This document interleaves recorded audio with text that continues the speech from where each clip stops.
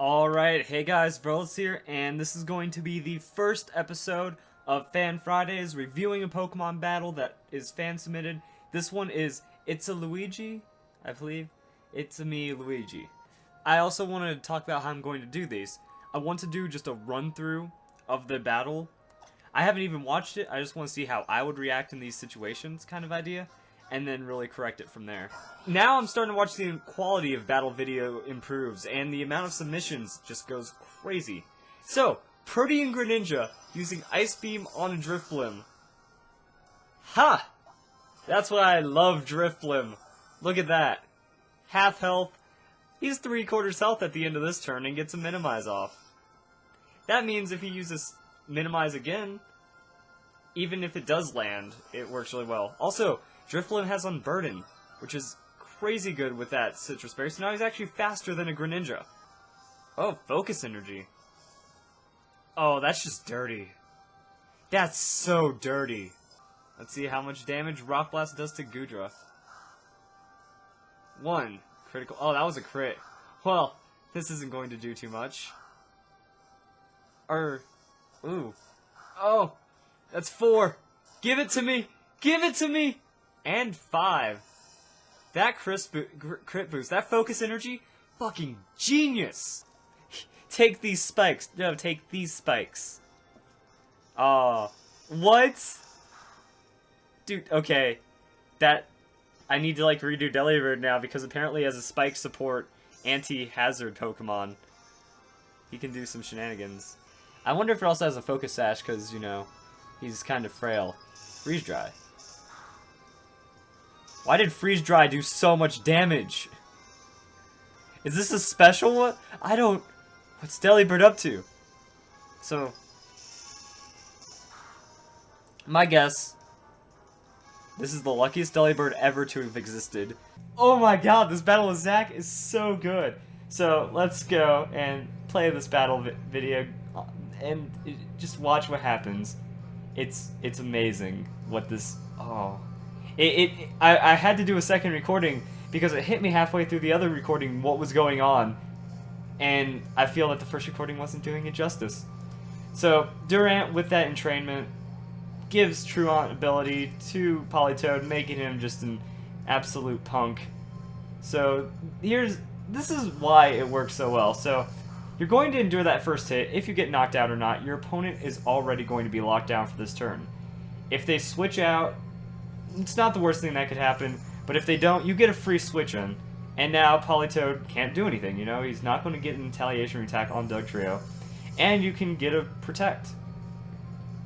So now you're set to Protect whenever they can't, whenever they can't attack from their ability, and you can do whatever you want, or you Protect when they can attack, and you do whatever you want when they can't attack to set up. Now, some of you guys might be thinking, well, why doesn't he switch out? It didn't hit me until a couple turns in where Dugtrio has Arena Trap. This Politoed is locked down. He can't do anything about this. I think this is what I mean. People's priorities need to understand that anything is usable. Don't count any strategy out. Never count a strategy out, because it could be even more powerful than things that are popular and feared even more. 95 turns, guys.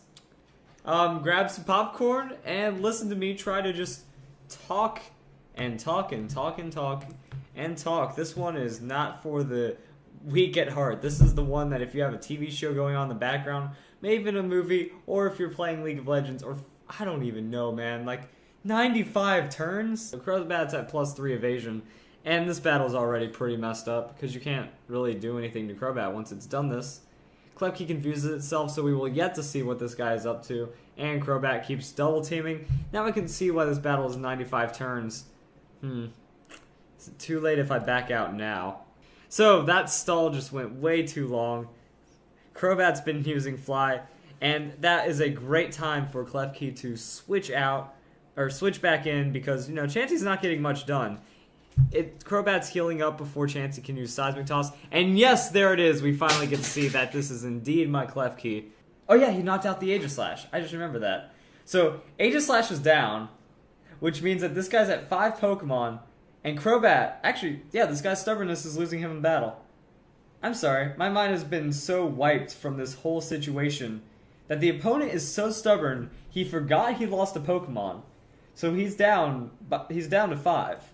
Which means that all the ally has to do is switch every turn so that Crobat has no KO potential on either of them. Because Crobat doesn't have any KO potential on either of them.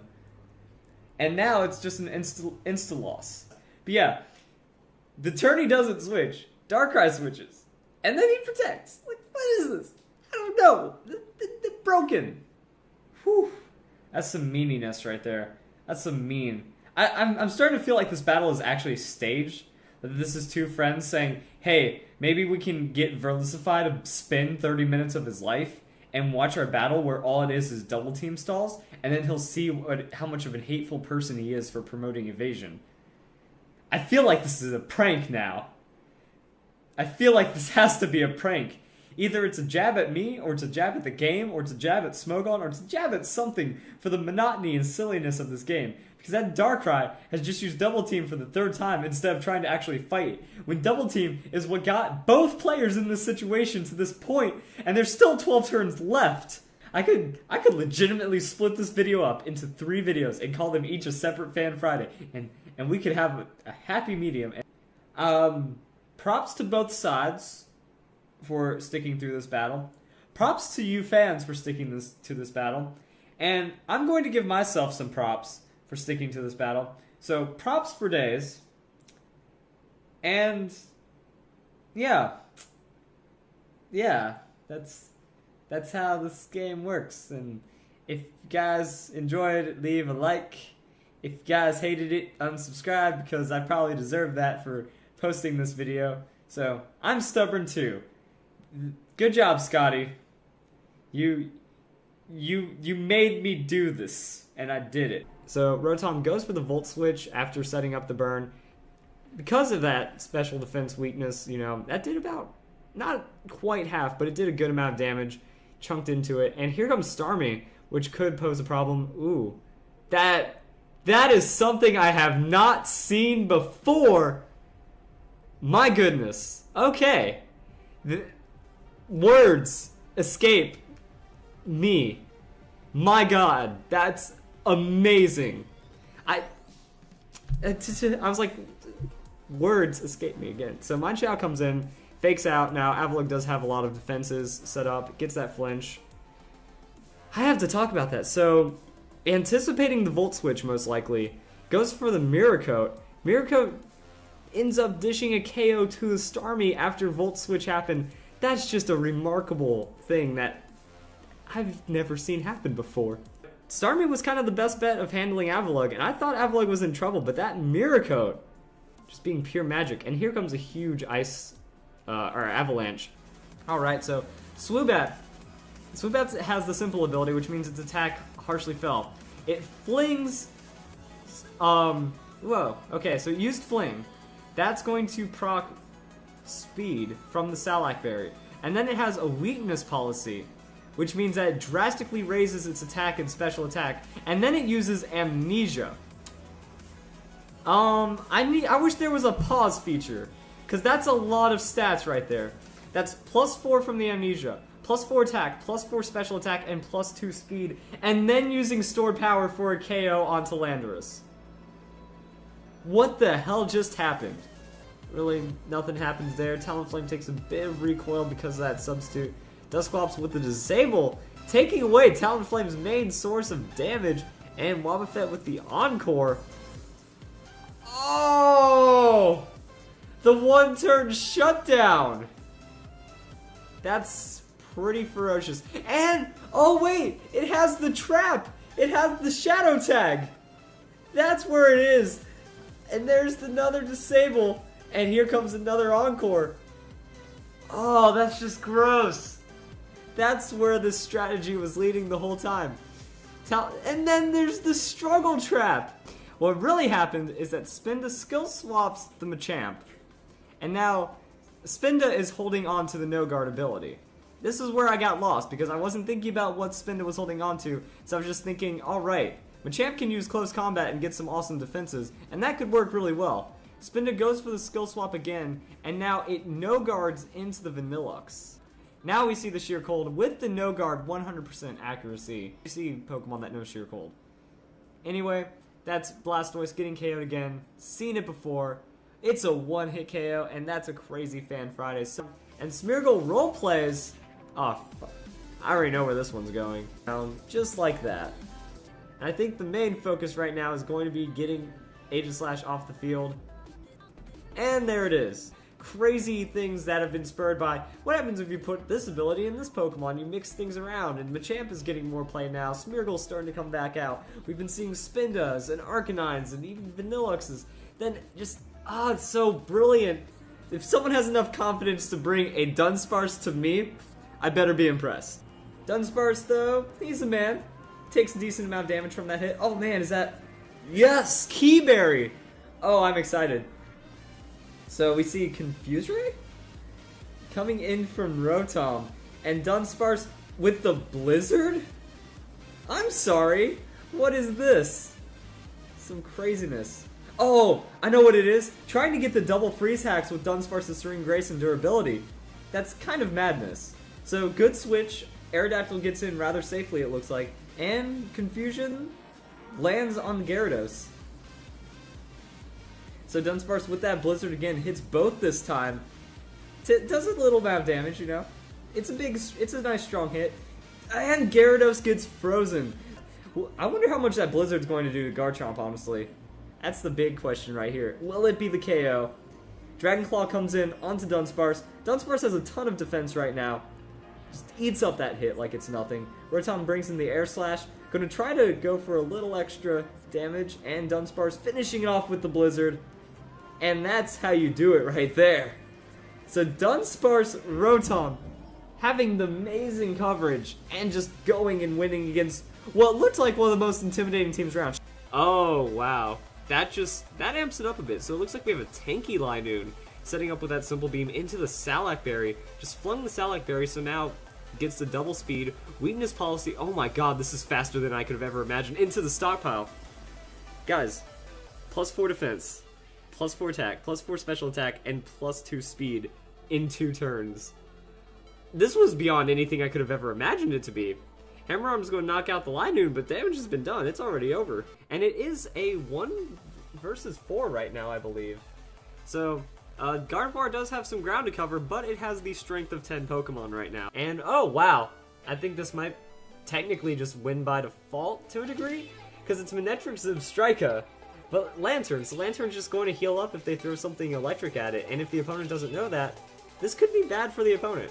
Magically, knockouts Zebstrika, critical hit, the hacks come through, and there's the burn. So Leftovers going to heal up, keep Lantern alive as Manectric goes, well, Manectric takes the burn first, and then goes down, and then we also have Lantern enduring the burn with 4 hit points, and that's just crazy.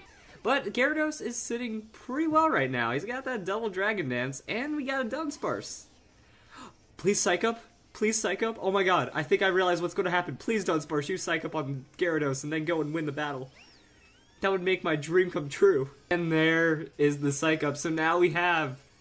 Oh my goodness, it all just played into itself. Hawlucha gave a little support, helped Gyarados set up. Gyarados, now a monstrous beast to let Dunsparce psych up the Gyarados. So good! And then, wow, Dunsparce with that Poison Jab, the Fairy coverage coming in big. Not quite enough to knock out the Sylveon, but still solid damage. Like, Dunsparce just really needs that speed. He's not supposed to be the biggest offensive hitter, but with that speed and Serene Grace, you have a good chance to flinch, and there it is. Welcome back, Wolfpack Veloci, and I'm going to try to replicate the noise I made when I first popped in this battle video. Oh man. It was a mixture of pain for the opponent, laughter, and just some kind of maniacal undertone, just like that. But that wasn't, there wasn't enough there for my initial reaction. Hippowdon Mewtwo versus the, what is this, a Numel Slurpuff Open? Oh my goodness. This is comedy right here. This is gonna be where it's at. Alright. So Hippowdon opens up that Sandstream. Mewtwo. It's a Mewtwo. What else is there to say? Mewtwo X. Ooh, we got Mewtwo X as well. Now we're gonna start to see some power come in here. So play rough. Ooh, just going to turn on the Staraptor, get that damage in there. I guess Numel, very confident that Manectric's not going to be able to do anything. Tries to throw out the Snarl, mixing it up on the tech, but there's really nothing you can do. Like, sure, the special attack drops. I guess the opponent just kind of gave up. You can't stop a +4 Numel and a +5 doubled speed Slurpuff. Or I guess he was just kind of like, that's an interesting tech though on the Manectric. Play rough's just going to come in, out dunk, GG. That was quick. It's going to get clutch, guys. It's going to get clutch. There's the Rock Slide. And there. Oh no, I was like, where's the? I thought that was going to be the hacks right there, but it looks like it might just be a critical hit to end the game.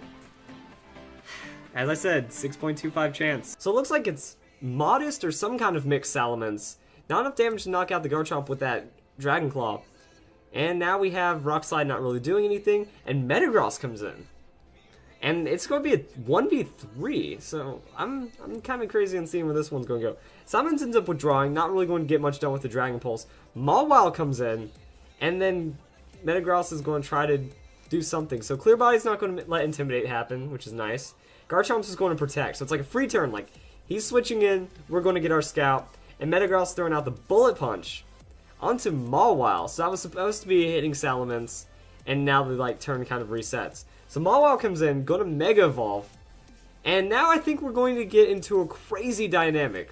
Pretty sure Metagross outspeeds Mawile. So there's the Bullet Punch, which means that Sucker Punch, the only super effective thing that Mawile has to knock out Metagross, isn't going to work. So here we're going to see if Sucker Punch was actually it. Yeah, so Sucker Punch, it can only work if it maintains its priority. Bullet Punch gets that priority against it. Sucker Punch is going to fail. And now it's going to be a war right here. I think Bullet Punch is going to KO Salamence. That should be enough damage right there. Alright. So it depends on what Mawile's doing. I think Mawile can go for the Play Rough, but that could be very bad. So there's a Play Rough right there. So that's a 3-hit KO. So 2 more Play Roughs is going to be a knockout. Now, we've already been seeing how that Bullet Punch is going. So Mawile goes for the Scout right there. And here's the Meteor Mash. So now we're getting into a heavy prediction game. Bullet Punch. So Bullet Punch means Sucker Punch isn't going to work. Mawile threw out the Sucker Punch anyways. So there comes another Bullet Punch. If Mawile goes for the Play Rough, it's going to be a 2-hit KO. Sucker Punch is a 1-hit KO. Sucker Punch fails out again, and then Bullet Punch, I think, is going to pick up Mawile for the game. Oh man, those are some mind games right there. These are the mechanics that exist inside of Pokemon. Welcome back, Wolfpack. Verlis here. I know it isn't an Or-Ass battle, but look at this. We have the Kitty with Keys combo versus Spin to Swap. I mean, this is like a showdown of crazy strategy that could just, I don't even know how this one could go. And Swagger, oh, that's going to be terrible right there, lowering the attack. So now it's just like a huge mess that whenever a Pokemon faints or goes down, that's going to be a free Swagger Thunder Wave the next turn into some kind of follow-up. And it's just that cross, handling with Light Screen, Reflect, statuses, and it's a mess to have to deal with. Here comes the Overheat. Now we're going to see a nice solid hit onto the Klefki. Will it be enough? Super effective hit says yes, and there's the special attack boost. So now here's where the dynamic swings back into the opponent's favor. Because I said once that Arcanine gets set up and starts throwing out the Overheats, now it's a threat. Gyarados is going to come in and want to set up. I mean, if Gyarados gets the proper support, Light Screen's up, Arcanine has no attack, Overheat is actually going to be not very effective. Arcanine's attack raises now, Dragon Dance is getting set up, but then we also have to worry about all sorts of other craziness coming in with the defensive bulk. And Lapras is going to have to Sheer Cold or something to handle this. Teeter Dance. Oh, the extra support for the late game right there. Just everyone's confused. There's no rules anymore. Gyarados hits itself in confusion, Gyarados is out. Lapras hits itself in confusion, Gyarados has a chance for the follow-up. Lapras gets paralyzed though. Spinda now also looking at the confusion threat, and it looks like Meowstic really only has to worry about, Meowstic's really only damage right now is going to be from Pokemon hitting themselves. Gyarados goes for the ultimate sacrifice, does a ton of damage to Meowstic, goes for the Earthquake to try to get some damage across the board. Meowstic hits itself in confusion but doesn't have enough. Spinda's paralyzed. What is going on? Lapras hits itself in confusion and knocks it out. What just happened? This dude, and then Meowstic goes down to burn. So it's 1 hit point paralyzed Gyarados versus this Teeter Dance. It's been... I'm out of breath, guys. This, and then it comes down to the confusion. If Gyarados hit itself, game, but it didn't. And the 1 hit point. What? I've never seen a battle make it to that level, guys. There's the Chesto Berry, so the Chesto Resto combo. And Snorlax is ready to go. Snorlax going for that curse. Curse? So puts the curse onto Kyogre. Dragon's Ascent is going to... What? It's... What? Because Snorlax is a ghost type, so curse behaves differently. And then Snorlax doesn't take damage, but it's going to do lots of damage back. What's happening? So, Snorlax, so it's the combo here. Snorlax going for that rest, and then going for curse, and then resting while the opponent's getting chipped down into oblivion. Because Snorlax is not taking any damage, and it's all status still, instead of having to worry about the toxic. I'm just going to sleep through that hit, take no damage, and then you go down to my curse. And that's game.